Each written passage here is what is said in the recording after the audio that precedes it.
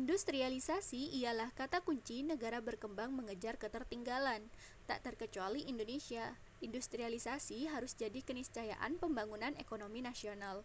Terlebih mengingat populasi penduduk yang besar, Indonesia harus menempuh rute menjadi negara industri. Berikut kebijakan-kebijakan pemerintah Indonesia terhadap industri di Indonesia. Yang pertama, dasar pembangunan industri.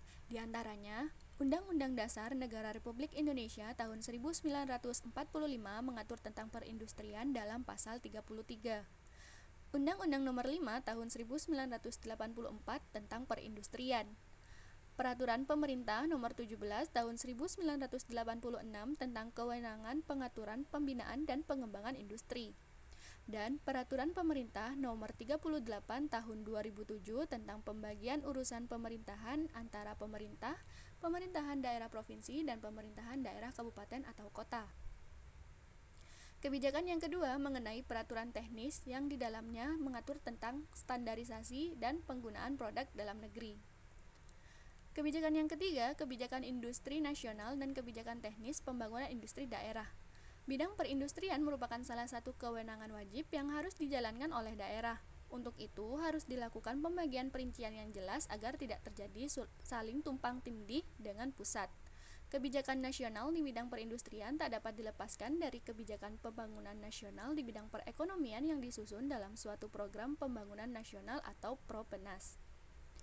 Kebijakan yang keempat mengenai izin usaha industri. Kebijakan perizinan di bidang perindustrian merupakan upaya untuk melakukan pengaturan, pembinaan, dan pengembangan industri sebagaimana diatur dalam Undang-Undang Nomor 5 Tahun 1984 Pasal 13 Ayat 3. Kebijakan yang kelima mengenai ketentuan pidana yang berkaitan dengan izin usaha industri.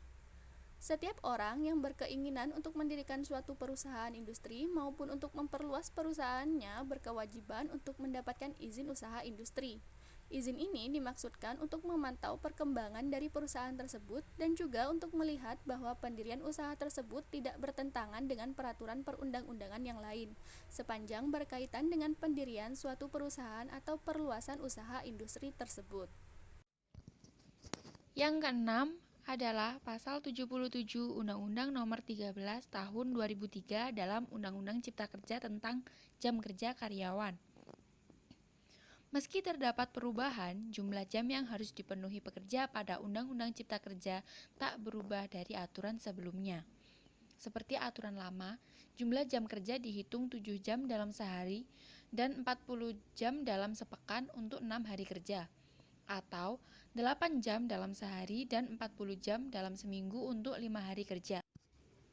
Yang ketujuh adalah Undang-Undang Nomor 13 Tahun 2003 tentang Ketenagakerjaan dalam Peraturan Pemerintah Nomor 78 Tahun 2015 tentang pengupahan. Beberapa ketentuan dalam Undang-Undang Ketenagakerjaan yang diubah oleh Undang-Undang Cipta Kerja adalah sebagai berikut. Yang pertama, jenis upah dikurangi. Yang kedua, komponen hidup layak tidak dimasukkan. Dan yang ketiga, masa kerja tidak dipertimbangkan. Yang kedelapan, Undang-Undang Nomor 11 Tahun 2020 tentang Cipta Kerja. Perjanjian kerja untuk waktu tertentu hanya dapat dibuat untuk pekerjaan tertentu yang menurut jenis dan sifat atau kegiatan pekerjaannya akan selesai dalam waktu tertentu, yaitu sebagai berikut. Yang pertama, pekerjaan yang sekali selesai atau yang sementara sifatnya. Yang kedua, perjanjian kerja untuk waktu tertentu tidak dapat diadakan untuk pekerjaan yang bersifat tetap. Yang ketiga, perjanjian kerja untuk waktu tertentu yang tidak memenuhi ketentuan sebagaimana dimaksud pada ayat 1 dan ayat 2 demi hukum menjadi perjanjian kerja waktu tidak tertentu.